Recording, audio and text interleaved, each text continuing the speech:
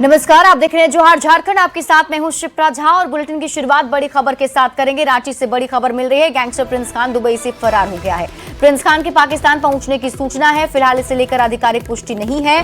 Prince Khan का पाकिस्तान में है हथियार का नेटवर्क। झारखंड में आपराधिक घटनाओं के लिए पाकिस्तान से हथियार मंगवाया करता था। प्रिंस खान के पासपोर्ट को पहले ही रद्द किया गया था, बावजूद गल्फ कंट्री में से प्रिंस फरार हो गया है। तो इस वक्त की बड़ी खबर आपको बता रहे हैं न्यूज 18 संवाददाता ओम प्रकाश अधिक जानकारी के साथ जुड़ गए। ओम प्रकाश, क्या और अपडेट है? सूत्रों के हवाले से छनकर सामने आ रही है कि प्रिंस खान जो कि गल्फ कंट्री यानी कि दुबई में छिपा बैठा था, फरार था झारखंड से, वो अब वहां से निकलकर जो है वो पाकिस्तान भाग गया है। और फिलहाल इसे लेकर आधिकारिक पुष्टि तो नहीं है, लेकिन जो जानकारी सोर्सेज के हवाले से आ रही है, ये एक बड़ा मौका है, कहा जाए तो बड़ी घटना है, क्योंकि गल्फ कंट्री से उसके प्रत्यर्पण की उम्मीद जो थी वो एजेंसियों को थी और उसे लेकर लगातार कवायदें की जा रही थी। रेड कॉर्नर नोटिस भी इंटरपोल के द्वारा जारी किया गया था। बावजूद वो किस तरह से वहां से भागा और कैसे वो जो उसका पासपोर्ट रद्द हो गया था, तो किस तरह से वो उसने नया पासपोर्ट बनवाया या फिर कोई और हथकंडा उसने अपनाया, इन तमाम चीजों को लेकर अब मंथन जो है वो किया जा रहा है। हालांकि जो भी इस मामले में जो कवायदे थी, क्योंकि तमाम एजेंसियों को उम्मीद थी कि जल्द ही प्रिंस खान अब झारखंड लाया जा सकता है और झारखंड का दूसरा प्रत्यर्पण जो है वो हो सकता है आने वाले दिनों में, लेकिन जिस तरह से वो पाकिस्तान भागने की खबरें जो हैं वो सामने आ रही हैं, तो वो अपने आप में एक बड़ी विडंबना है, क्योंकि प्रिंस खान न सिर्फ धनबाद बल्कि पूरे झारखंड के लिए हाल के दिनों में टेरर बन गया था। उसके पाकिस्तान से हथियार मंगाने का कनेक्शन भी स्टैब्लिश हुआ था। रांची पुलिस के द्वारा उसके कई गुर्गों को गिरफ्तार किया गया था। तो वहीं उसके सहयोगी गिरोह जो सुजीत सिन्हा का गिरोह है उसे भी डिकोड किया गया था, जिसके बाद ये चीजें सामने आई थी कि प्रिंस खान का पाकिस्तान कनेक्शन है, लेकिन अब वो खुद पाकिस्तान भाग गया। तो ऐसे में एक बड़ी चुनौती जो है पुलिस प्रशासन के समक्ष आने वाली है। जी ठीक है ओम प्रकाश, आप इस खबर पर नजर बनाकर रखिए, शुक्रिया इस अपडेट के लिए।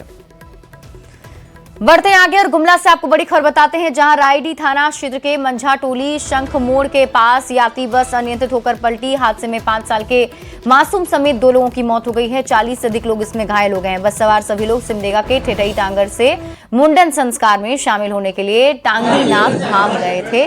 लौटते समय ये हादसा हो गया।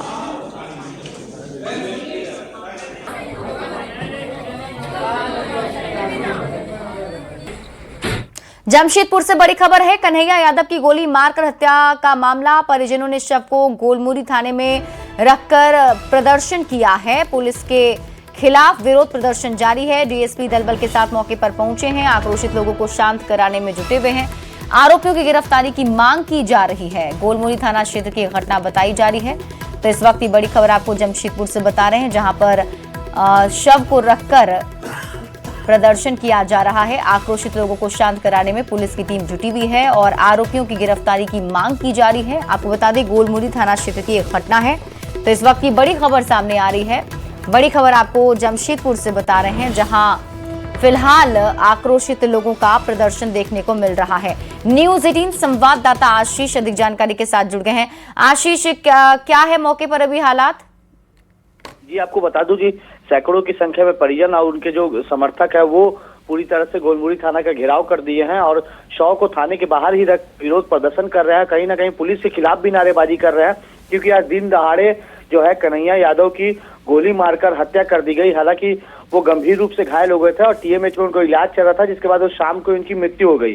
5 गोलियां जो है वो ताबड़तोड़ मारी गई थी और दिन दहाड़ी इस तरह के भीड़ भाड़ इलाकों में अपराधियों द्वारा गोली की घटना को अंजाम दिया गया है। उसके खिलाफ भी पुलिस के खिलाफ विरोध प्रदर्शन हो रहा है। साथ ही साथ जो परिजन है उनका साफ तौर पर कहना है कि जल्द से जल्द आरोपियों की गिरफ्तारी कर ली जाए, नहीं तो इससे भी ज्यादा उग्र आंदोलन होगा। हालांकि जिस तरह थाने में विरोध प्रदर्शन हो रहा है, उसके बाद डीएसपी दल बल के साथ वहां मौके पर पहुंच चुके हैं और मामले को लगातार जो है शांत कराने में जुटे हुए हैं।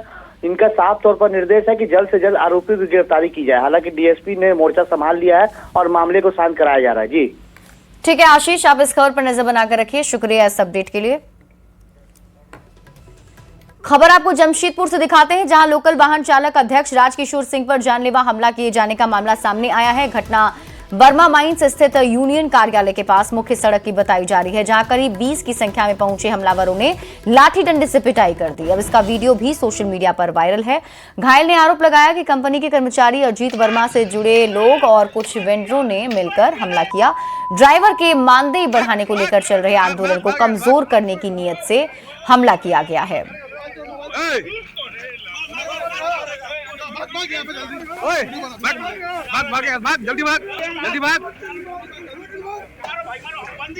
खबर साहिबगंज से है, जहां बरहरवा थाना क्षेत्र के रतनपुर गांव में मानवता को झकझोर देने वाली घटना सामने आई। एक मां ने अपने अवैध संबंध छिपाने के लिए अपने बेटे की हत्या कर दी और शव को घर के पास पोखर में फेंक दिया। शव मिलने के 3 दिन बाद पुलिस ने आरोपी मां और उसके प्रेमी को गिरफ्तार कर लिया है। पूछताछ के दौरान दोनों ने अपना गुनाह भी कबूल कर लिया। जानकारी के मुताबिक आयुष कुमार ने अपनी मां मीनू को ममेरे भाई रोहित साहा के साथ आपत्तिजनक स्थिति में देखा था। इसका विरोध करने पर मीनू देवी और उसके प्रेमी रोहित साहा ने उसकी हत्या कर दी थी। हुआ कि जब वो घर आया, इन दोनों को आपत्तिजनक स्थिति में अपनी मां को उसके ममेरे भाई के साथ उसने पाया घर के पीछे में। और उसके बाद उसमें जो लोक लज्जा के डर से कहें या फिर डर से या भय से, फिर इन दोनों ने को लगा कि ये बात सभी जगह बता देगा। तो उसके बाद दोनों ने मिलकर उसका गला घोंट दिया और पास में ही पोखर में उसको डुबा के मार दिया। खबर देवघर से है, जहां जसीडीह औद्योगिक क्षेत्र में जमीन दखल दिलाने गए पुलिस के सामने ग्रामीणों ने विरोध प्रदर्शन किया। दर्जनों की संख्या में महिला और पुरुष जेसीबी मशीन के आगे खड़े होकर विरोध करने लगे, जिसके बाद पुलिस प्रशासन को एहतियात के तौर पर भारी संख्या में पुलिस जवानों की तैनाती की गई और ग्रामीण को खदेड़कर जमीन की घेराबंदी कराई गई है। जाने के लिए आए थे, जबरन बल प्रयोग कर रहे थे लोकल लोग, तीर धनुष से, मतलब हमारे 2 जवान घायल हो गए, उनका ट्रीटमेंट चल रहा है। बट हम लोग बल प्रयोग नहीं करना चाहते थे, बट फिर भी हम लोग अपनी तैयारी पूरी करके आए और आज इन्हें पोजीशन दिलाया गया जियाडा 2। खबर धनबाद से है, जहां बरवा अड्डा थाना क्षेत्र में अर्धनिर्मित बाउंड्री में एक व्यक्ति का शव मिलने से सनसनी फैल गई। स्थानीय लोगों की सूचना पर पुलिस मौके पर पहुंची। शव को कब्जे में लेकर पोस्टमार्टम के लिए भेजा गया है। मृतक की पहचान लगभग 50 वर्षीय मनोज राम के रूप में हुई है। परिजनों ने ठंड के चलते मौत की आशंका जताई है। हालांकि मौत के कारण का अभी तक पता नहीं चल सका है। वहीं पुलिस मामले की जांच में जुट गई है। रहा था, ठंडा मार दिया, काम मार दिया सर, हम नहीं जानते सर। यहाँ 2-3 साल घर में नहीं रहता था, घर में नहीं रहता था, कभी यहाँ रहता था, कभी रोड में रहता था, बस्ती में रहता था सर। जानेगा ना, हम लोग तो क्या काम करते थे? काम हुए कच्चा उचा चुनता था सर, बाथरूम उतरूम धोता था। धनबाद में अपराध नियंत्रण और कानून व्यवस्था को मजबूत करने के लिए पुलिस ने फ्लैग मार्च निकाला। फ्लैग मार्च कोट मोड़ स्थित पुलिस कंट्रोल रूम से निकाला गया और इस फ्लैग मार्च का उद्देश्य शहर में अपराधियों और असामाजिक तत्वों को सख्त संदेश देना, आम लोगों में सुरक्षा की भावना मजबूत करना।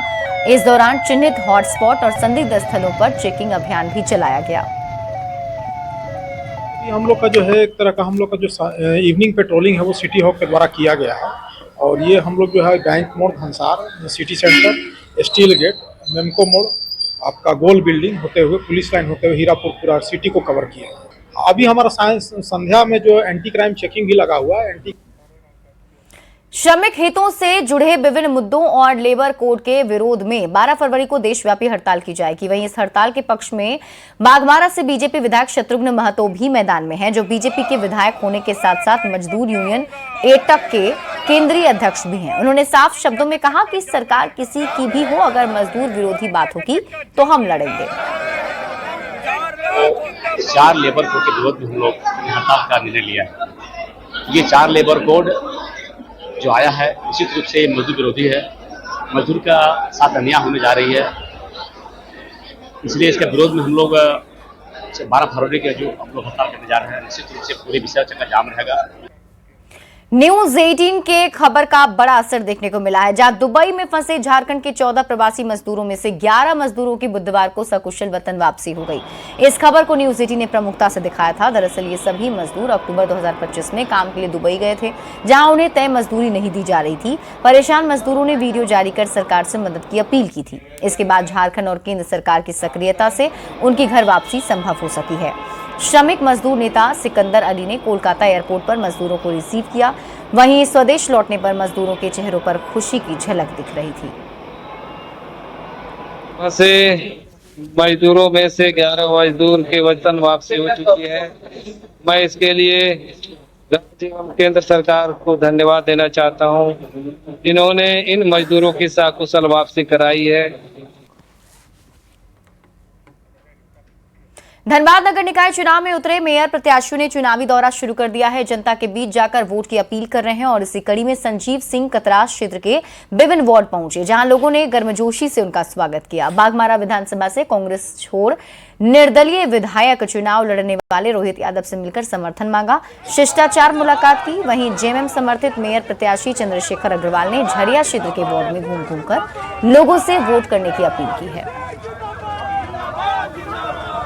देख रहे हैं कि धनबाद का दो रूप है नगर निगम में। एक रूप है जो आप शहरी इलाकों में जाते हैं तो आपको डस्ट और धूल से फ्री रहते हैं, लेकिन आप जब कोलरी क्षेत्रों में चले जाइएगा, वहाँ आसपास के जो लोग निवासी करते हैं, अब बाघमारा का 1 नंबर वार्ड से लेकर और झरिया का जो क्षेत्र है, कुसुंडा का क्षेत्र है, इन सभी क्षेत्रों में जो लोग रह रहे हैं उनसे पीड़ा पूछे कि क्या आप नगर निगम क्षेत्र में रहते हैं, तो वो खुद बताएं। जब सफ़ेद शर्ट पहनकर निकलते हैं सड़क पर और कतरास क्षेत्र से लेकर झरिया क्षेत्र में और धनसार के क्षेत्र में घूमते हैं, केंदुआडी के क्षेत्र में, तो क्या वो शर्ट 1 घंटा भी आपके शरीर पर पहनने लायक होता है? और अगर आप धनबाद के गया पुल के उस पार चले जाइए तो एक धनबाद आपको सुनहरा धनबाद मिलता है। तो इधर के लोगों ने क्या गलती कर रखा है? और हम लोग जो रुझान देख रहे हैं वो भी मतलब बहुत संतुलित है। हम लोग आशा करते हैं कि धनबाद में फिर एक अच्छे लोगों को जनता चुनेगी। नगर निकाय चुनाव को लेकर हजारीबाग में सरगर्मी तेज हो गई। महापौर और वार्ड पार्षद पद के प्रत्याशी जनसंपर्क अभियान में जुटे हैं, मतदाताओं को अपने पक्ष में करने का प्रयास कर रहे हैं। इस बीच वरिष्ठ मतदाताओं से बात की है न्यूज 18 संवाददाता सुशांत सोनी ने। जिले में नगर निगम चुनाव को लेकर चुनावी सरगर्मी तेज देखने को मिल रही है। तस्वीर आपको दिखाना चाहेंगे, ये वैसे वोटर हैं जो पूर्व दिनों में भी चुनाव को देख चुके हैं और आने वाले जो चुनाव है उसमें भी एक मतदाता के रूप में जो है अपने मत का प्रयोग करेंगे। लेकिन हम इनसे जानना चाहेंगे कि पहले होने वाले चुनाव और अब के चुनाव में क्या अंतर देखने को मिल रहा है। माने क्या देखेंगे, सब गड़बड़े सरबड़ है, समझे ना, कोई सही नहीं है, ना कोई विकास है। अभी का उमंग है, रुपया का जमाना है, रुपया जो है सो कनेस कमा लेंगे, ओकरे है आपाधापी। पहले के लोग निष्ठा से कार्य करते थे, प्रत्याशी भी अगर जीत जाते थे तो निष्ठा से कार्य करते थे, तो लोगों में उमंग रहता था। आज क्या हो गया है कि प्रत्याशी हैं, दूल्हा हैं, लेकिन अति मौर नहीं है। हमारी ये मजबूरी है कि हम उनको वोट दें, क्योंकि हमको जो अधिकार मिला है वोट डालने का, वो वोट हमको देना ही है, चाहे उम्मीदवार गलत हो या सही हो। हालांकि जितने भी उम्मीदवार होते हैं वे सारे उम्मीदवार में कुछ ना कुछ कमी है ही, लेकिन हमारा जो वोटर वोट होगा वो उन्हीं में से जो हमारे नज़र में लगेंगे कि ये अच्छे हैं, जनसेवा की भावना से जुड़े हुए हैं, उन्हें हमको वोट डालना है। लेकिन अभी जो वोट होता है वो बुनियादी सवालों को लेकर नहीं होता है, अभी जो है सो जाति और धर्म के आधार पर और उन्हीं के मुद्दा को बनाकर वोट मांगा जाता है और हम उन्हें वोट डालते हैं। हजारीबाग जो गौरव था, हजारीबाग का हजार बागों का शहर जिसे कहा जाता था, आज आप लोगों के कई चैनलों में ही आता है। 1000 गड्ढे हैं, 1000 नालियां हैं, बदबू है, इनसे निजात पाने का एकमात्र सही विकल्प हमारे पास है। 23 तारीख को हम अपने सही सुयोग्य कर्मठ उम्मीदवार को चुने, उसके हाथों में जिम्मेवारी सौंपे और फिर नगर निगम क्षेत्र का हम विकास करें। तो ये उम्मीद जो है वो हजारीबाग के मतदाताओं में है। ये भी चाहते हैं कि एक अच्छे जो उम्मीदवार है वो चुनकर सामने आए और क्षेत्र यानी जो शहर का विकास है वो करने में अपनी अहम योगदान दे। सुशांत सोनी, न्यूज 18 हजारीबाग। लोहरदगा नगर निकाय चुनाव की सरगर्मी बढ़ने के साथ ही उम्मीदवार वोटर्स को लुभाने में जुट गए हैं, जिसके चलते आजसू पार्टी समर्थित प्रत्याशी राजेंद्र लोहार को जीत दिलाने के लिए शहर के अप्पर बाजार में पार्टी के चुनावी कार्यालय का उद्घाटन किया गया। इस दौरान बड़ी संख्या में पार्टी नेता और समर्थक भी मौजूद रहे। और हम जीत के आए तो सबसे पहला मुद्दा मेरा रहेगा कि भ्रष्टाचार मुक्त, माने जो भी चाहे इंदिरा अबू आवास हो, चाहे प्रधानमंत्री आवास हो, जो भी योजना का लागू होगा उसमें एक पैसा नहीं लिया जाएगा, भ्रष्टाचार एकदम मुक्त किया जाएगा। राजेंद्र लोहरा जी जो प्रत्याशी के रूप में यहाँ खड़े हैं वो पूरा ईमानदार हैं, साफ छवि का आदमी है और मिलनसार व्यक्ति हैं। लोहरा जिला के आजसू पार्टी का तो जो है समर्थन मिल ही रहा है, पर यहाँ के और भी पार्टी के जो भी लोग हैं, जनता जितने भी यहाँ निवास करते हैं, सबका अपार समर्थन इनको मिल रहा है। यहाँ रुकने एक छोटे से ब्रेक के लिए, जल्द लौटते हैं वापस।